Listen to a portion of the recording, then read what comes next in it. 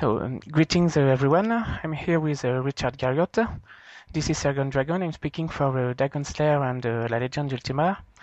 And Richard Garriott has graciously agreed to answer a few questions about his new project, Shroud of the Avatar for Second Virtues. Absolutely. Thank you very much. It's great to be here with you, by the way. So thank you. And it's great to have you.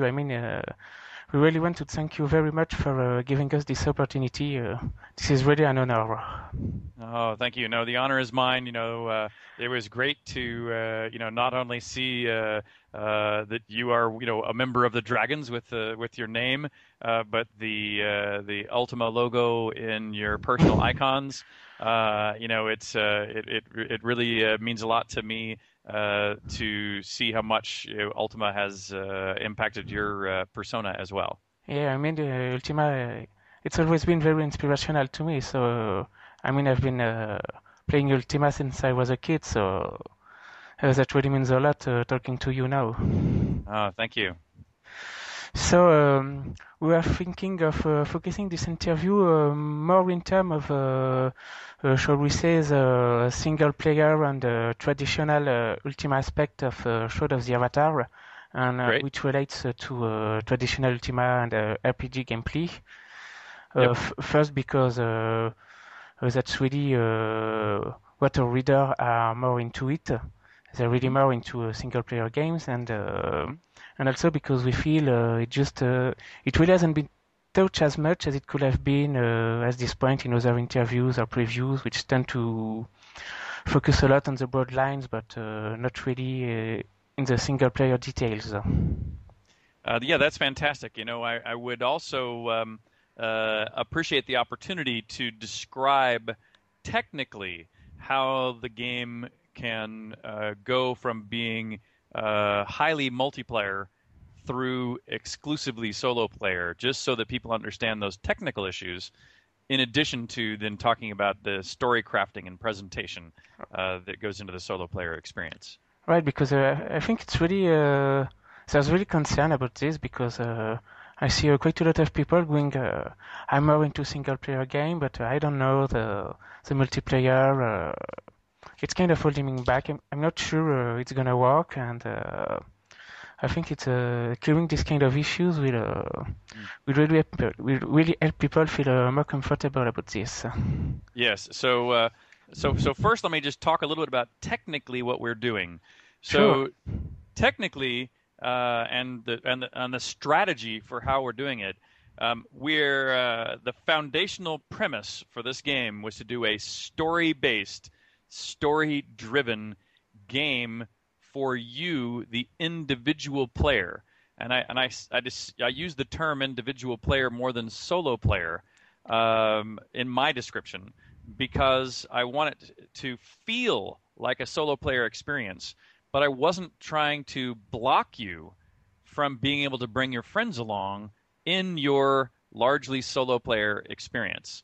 Now, I understand that some people are worried about that, and say they're worried that having other people in might make it feel less customized, less personal, less solo player.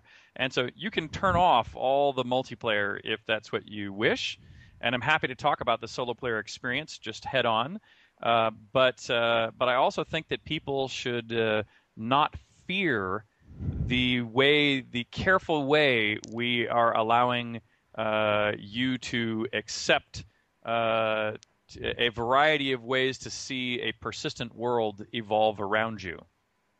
Yeah, I think the issue really is that there aren't really games who really did well having both a strong story-driven single player and multiplayer. There's always a compromise, issues, which make it that it doesn't feel as good as it could be because there's always a compromise to be made, and it doesn't feel like a proper individual experience. Yes, and I would actually say that I agree with you, by the way, that most that have tried that have failed, but I think we can do better. And if I look at the reason why a lot of those have failed, there's two areas in which a failure can really occur a lot. One is just the technical issues that technically it doesn't work well as kind of this blend of both solo player or sometimes offline and sometimes online. That's one issue. But more often, it's the story itself. More often, that to create a story that is multiplayer, you kind of compromise on making it less special or less amazing for you, the individual player. And uh, and so I think that we have a good strategy to tackle both of those issues, and especially on the story side. That's why, for example, we've brought in Tracy Hickman as my writing partner. Yeah, I mean And that was really exciting when I heard about this because I mean he's really such a talented writer, yes, exactly, I agree. and also I mean a lot of people don't seem to be aware of this, but he's not just a novel writer. I mean he worked on D&D modules and so on, so he's got quite a lot of RPGs experience. So I think this should bring a lot to Shroud of the Avatar. Yes, I quite agree. While Tracy and I have not worked together professionally until now, we have worked together what I'll call in a volunteer way with each other's work for many years. And so I already know and respect Tracy's the specifics of the way Tracy works, and since we've already contributed to each other creatively, we already have a good working relationship. So I'm very confident that the quality of Shroud of the Avatar will grow significantly with Tracy's involvement. And Yes, in fact, definitely. just before I called you, I was on the Skype with Tracy as Yeah. we were working right now today on these exact issues. I see. So I'll be going with my first question. So first thing we would be asking would be what led you to essentially decide to go back to your roots? I mean, it's been 14 years since the last Ultima games, and since then you've been focusing more on MMOs. You've done Tabula Rasa. More recently, you've done Ultimate Collector. And I think a lot of people didn't expect you to go back to a more story-driven fantasy RPGs in the vein of Ultima. I mean, was there some sort of spark that just made you go, okay, this is it, now is the time?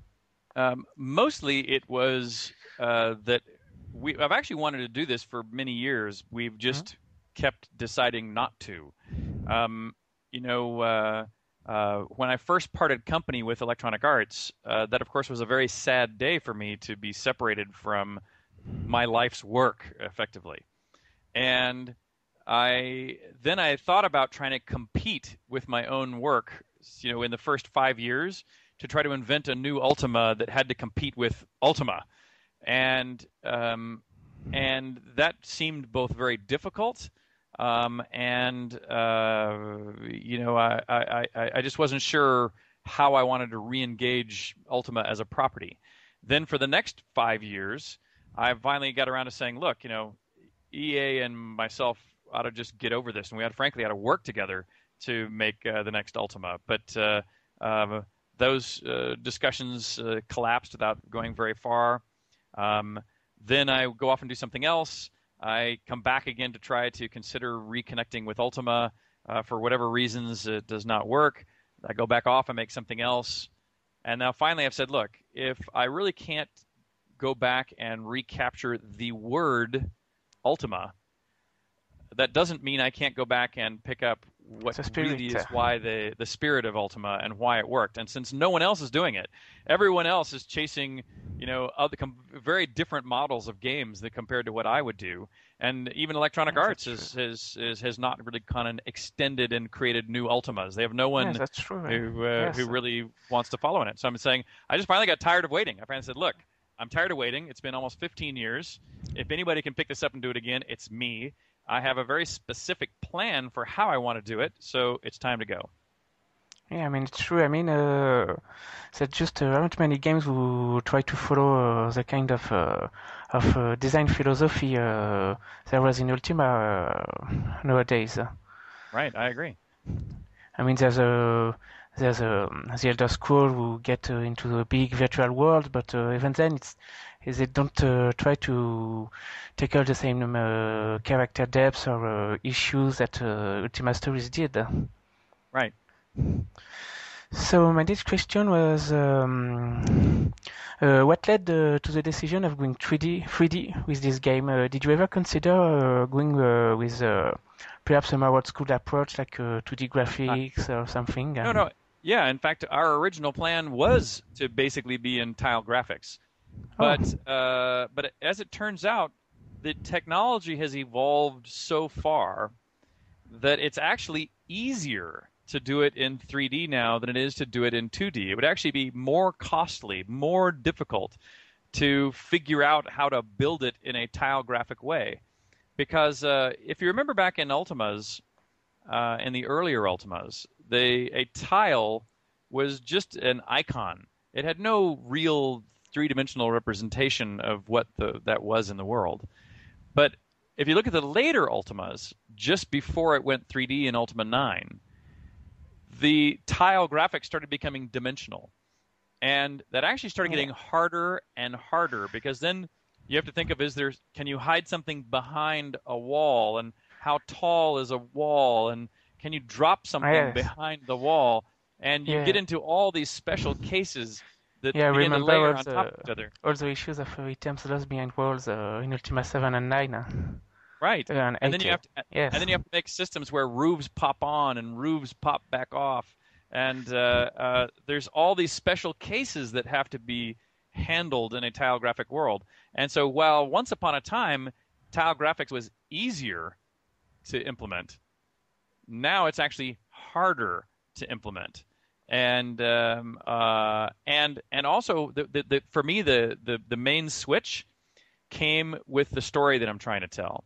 In the story that I'm trying to tell, a lot of the events that happen in the world happen due to prophecies that include your view of the sky, the position of planets and the moon, and the phases of the moon, and weather and things of this nature all play a factor Yes. in these prophecies. And so, Yeah. so I wanted you to be able to just look up and see the sky. Yeah, I mean, I it's not the sort of thing you could see in another 2D game. Yeah. Well, and we in earlier Ultimas we handled that. I mean, in earlier Ultimas there was Yeah, the position of the the planets. spyglass.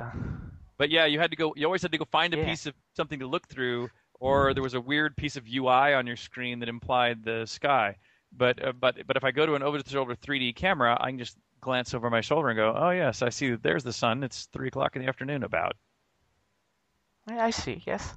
Yes, that's true. I mean, even in Ultima 9, just looking at the sky and seeing Britannia's moon for the first time, it was a great feeling. That's certainly an advantage of 3D.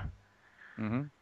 And the screenshots we've released so far, which are very much in this prototype, don't yet let you see how we will be representing the sky and the sun and the moon.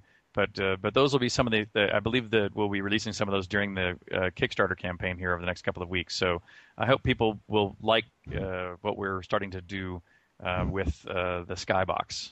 Really looking forward to this. Thank you. So, is there anything you can tell us about the setting and the storyline of Shroud of the Avatar? Yes, I can. Of course, I want to keep some in reserve as well to let it uncover. But something I learned and began about Ultima 5 was that it's important to me that if you have enemies or bad guys and evil forces in the world, that it's important that they have a plan and a purpose, and you can see them performing their side of the struggle for dominance, and not just wait for you to come down into the dungeons and find them. And so one of the first things that people will see when they play Shroud of the Avatar is that the forces of evil are very active in the world along the lines of these prophecies I was referring to. And so you'll see, in fact, one of the prototype towns that we have built shows a town under siege with catapults throwing fireballs into the center of the city and destroying a variety of the buildings within it. And the town that you live in this game very well might come under siege. And if you return to your house to perhaps return some treasure you discovered in a dungeon, or maybe to get that special ring or sword out of your storage in your home in order to go out on the next adventure, if that town is under siege, all the NPCs are out, all the shops are closed, a few of them might have been destroyed, your house is completely boarded up, and never know, the roof might be on fire. And so unless you deal with the insurgency that has come to you, you cannot proceed in the story. So it's really about the enemies being an active menace throughout the story, and not just waiting till you come and kill them. Well, not only being active, but also active with a very clear plan. And so for you to complete the first story of Shroud of the Avatar, you need to not only notice that they're active, but figure out what their plan is. And once you understand their plan, then you can begin to move on to the second part of the story. That actually leads me to my next question, because you've mentioned the plan is to have 5 episodes of Shroud of the Avatar. Mm-hmm. And I was wondering if you could elaborate a bit upon this in terms of feel and content. I mean, is the idea that each episode would basically feel like a full-fledged game? Yes. Yes. In fact, each episode is basically a complete Ultima in the sense of its general scope. The world map for the first episode, which we call Forsaken Virtues, is approximately the same size as a traditional Ultima. It'll have approximately the same few tens of hours of story content, and then hopefully longer content of living within the world itself. But it's very important then that it used to be you'd have to wait 2 or 3 years for the next Ultima. And by saying that we're going to build in the same game engine and expand the world, that means we can do them much more quickly. So we think within a year we should be able to get out the next installment. And even between those 2 major installments, we'll be able to, if players run into a certain character or a certain storyline that people thought was popular, we can release a little mini update that is more adventures around the theme of the character or activity they enjoyed in each episode. So we plan to release new episodes every year, and some additional smaller bits of content between episodes. Well, I think that's great, because there was some confusion about this, and some people were getting worried it was going to be a small episode, not very long game. So they'll be happy to hear this, I think. Yeah, no, we hope that they are full scale episodes. They're similar in size to a traditional Ultima each. And does the story of each episode will it be like one continuous storyline, or more like say Ultima 7, 8 with each episode being its own storyline, but with one overarching storyline? More like what you just said. So more like Ultima 7, 8, and 9, where right. Each one has its own story. By all means, it has a beginning, a middle, and end, and a conclusion. However, the primary antagonist or the primary thread continues on through each of 5 planned episodes. Right, so just like the Guardian saga, in a sense. In a sense. So one of the things you've mentioned about Shroud of the Avatar world was that it's going to be more technological than Britannia, with some form of electricity like Tesla coils. And unless I'm mistaken, I think we see some sort of musket in the concept art that use something that is definitely not gunpowder. So Hmm. I was wondering what brought this idea to use a more technological world, Hmm. and if you could perhaps expand a bit about the kind of technology we'll see, and if this will also be a part of the plot and thematics developed through the game lore and story. Yes, exactly right. And so first, as we were looking for a style for this game, and we while it is absolutely founded in traditional, medieval sword and sorcery, like traditional Ultimas were founded, I wanted to come up with something, that was uniquely this new world, that took it out of just being that primitive method form. And as I looked around my own home and as I looked around our office, I noticed that there were um, three general kinds of art around my house. The most prevalent kind of art is medieval arms and armor. Suits of armor, swords, crossbows are by far the most common. Another very common form of art in my house was what you might consider very futuristic. I have literally spaceship parts. In fact, if I look across the room over here, there's my spacesuit and Soyuz window and a variety of other, actual spacesuit parts. But there's actually a third type of art in my house, which is not, unfortunately, in the room, so I can't point the camera at it. And those tend to be artists who I really admire, who are doing this art, which is a little bit macabre, a little bit found object technology. And while very few of them would use the term, they would not want me to describe their art as steampunk. It has that little bit of a punky edge to it. And as a collector, as a fan, I find this slightly technological edge to something that looks old and magical or mystical to be very compelling. And so we then went on a search for what do we want to do visually. And one thing I did not want to do is introduce gunpowder. And so, I don't want to have muskets and guns and bullets and that sort of thing. That was not what I was interested in doing. I wanted to bring in something that was a little bit more magical, even though it had a root in technology. And that's why something like Tesla coils and force fields and little gas guns, and when we began to ponder. And one of the things I'm big on is nothing should exist in the world that we can't logically define and show how and why that it works. And so let me give you an example of that. And this one's not in the concept sketches you've seen yet, but it is a good lets you understand the process. You can buy toys today, or you can make this toy out of a garbage can.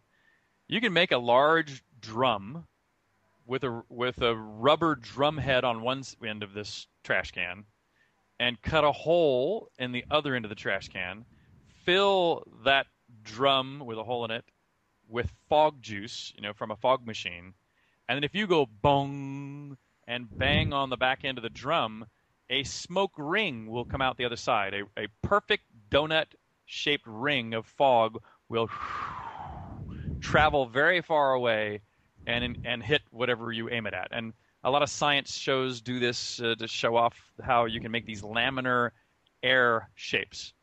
And as I was thinking about it, I'm going like, if I was going to poison gas you and want to make sure I don't poison gas myself or my friends, well, then I might want to put poison gas in this little drum-shaped shooting device that makes a donut ring of poison gas that I can see float across the world, and it might be slow enough you could dodge it, but at least now it has a reality. I can see how the thing works mechanically.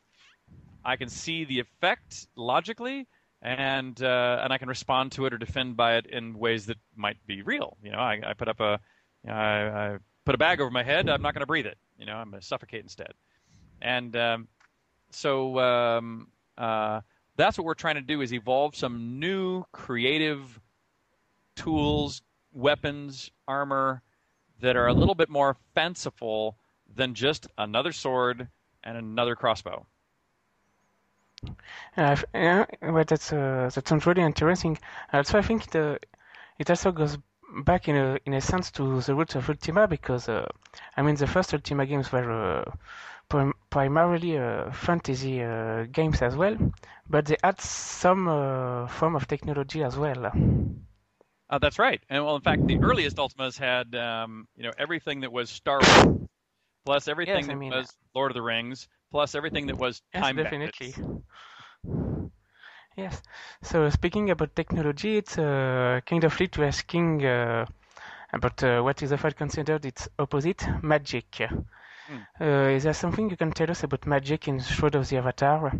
Will it use some form of regent and spellbook like the Ultima series, or will it have different schools of magic or something like that? Well, the two pieces that we're playing with are what I will call traditional words of power and reagents and spell books like many of the Ultimas. Another touchstone though we're using really comes from Ultima 8.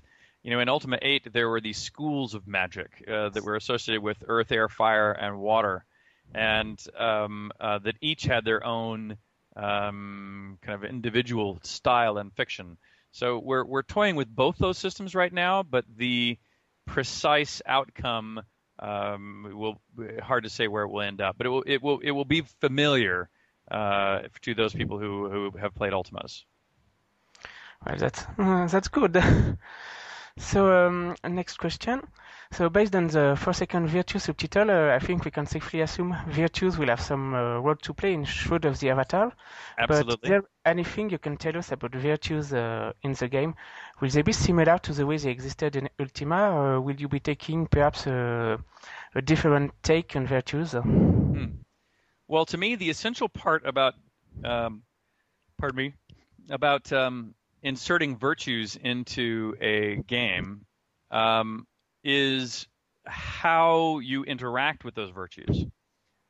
For example, to me, one of the things that's very important about introducing virtues into a game is to observe the player's behavior at times you're not telling them that you're observing their behavior. And so you need to give people an opportunity to express their honest or to be their true self and sit back and just watch what they do. For example, in the prototype already for Shroud of the Avatar, we have a scene where you save a woman from wolves who then tries to give you her wedding ring as a thank you, as appreciation for saving her from the wolves. And you did in fact save her life. And so it's not unreasonable that she would want to give you something as precious as her wedding ring. But on the other hand, a wedding ring is a very personal gift.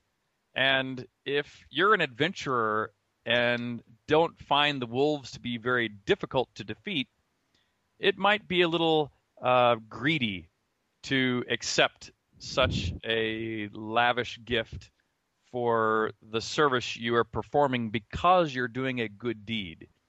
And so we're giving people the opportunity to show, are you in this for the money, or are you in this to help people? Right, so in a sense, we can expect this kind of choices and dilemmas throughout the game. Throughout the I, game. I mean, kind of like the traditional Ultima character creation when you have these dilemmas between virtues, where you have choices where neither are really good nor bad, but you need to make a choice in good conscience. That's exactly right. And so we will the implementation method will be similar or from the same approach. But what virtues we talk about and exactly what the tests are, of course, will likely be new. All right. So, anything you can tell us about Lord British role in the story? Yes, of course, Lord British will be there.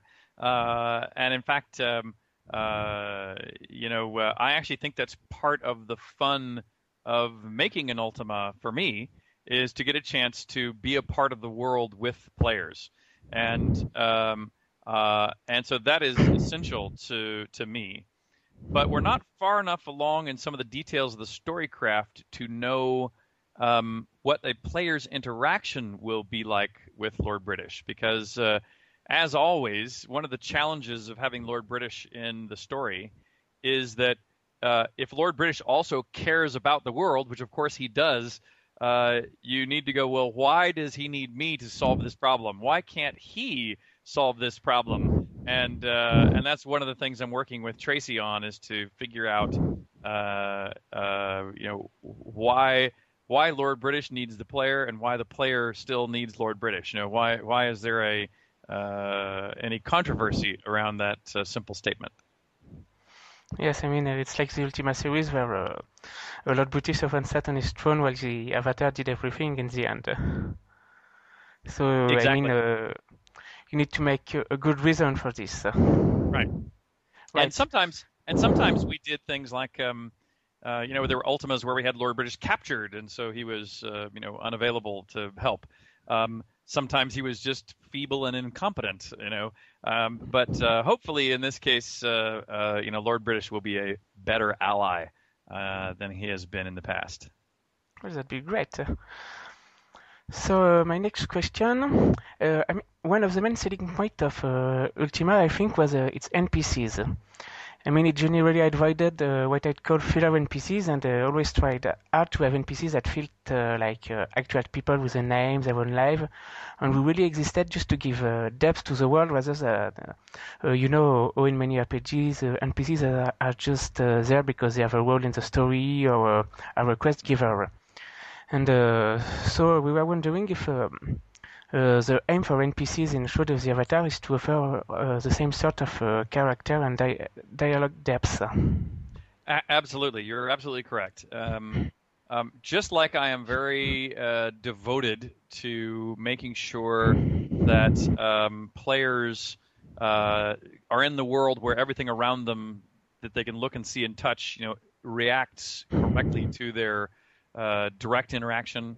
Just like I'm devoted to making sure that your personality is studied and the way you play the game is studied by the game itself, I am similarly devoted to making sure that the main characters of the game come across to you not just as the person you click on next to get to the next point, but that they are the person who you get to know and care about because they've been created with enough depth to make relevant.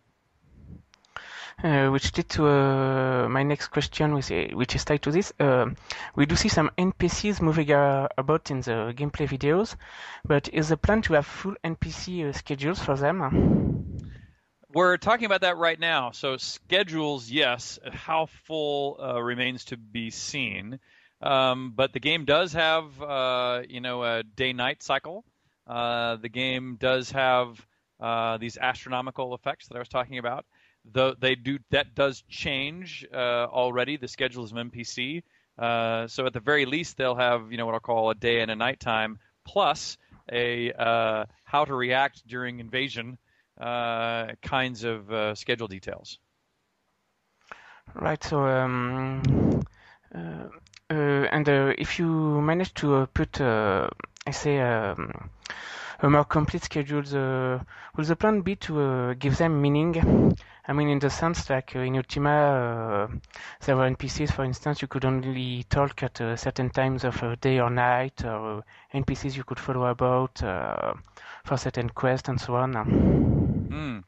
Yes, and so the short answer to that is yes, that there are times when you definitely will not be able to talk to an NPC to advance a storyline.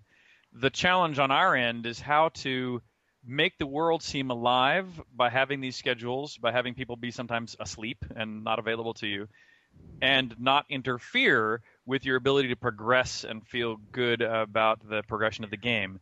And so that's always a tricky challenge, but it's one we understand very well. And one of the general solutions we have towards that is that if you actually watch a 24-hour day-night cycle go by, the vast majority of it is actually daylight, and there's a relatively small period of nighttime. But that makes nighttime more interesting in that different cities are available at night, different resources grow at night. Certain characters only move around in the cities at night. Monsters are more prolific at night. And so you can make the nighttime very interesting on its own. It's important that the game does not just shut down at night. It has to be the nighttime game has to be similarly compelling to the daytime game. It's kind of like making the game like an alternate version of the world when it's night. Exactly right.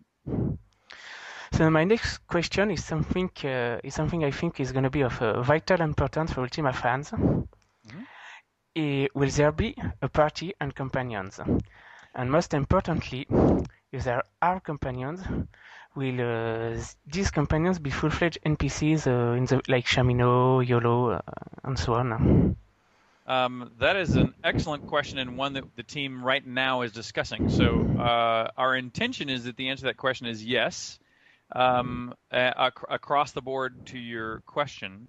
We also even want to add in one more little piece than you did, which is if you have friends that are playing, we also want you to be able to check out your friend's character to potentially take along with you as a party member.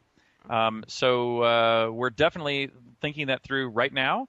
This would actually be a great time on our Shroud of the Avatar website to begin a discussion about party members because that's one of the big systems we're working on right now.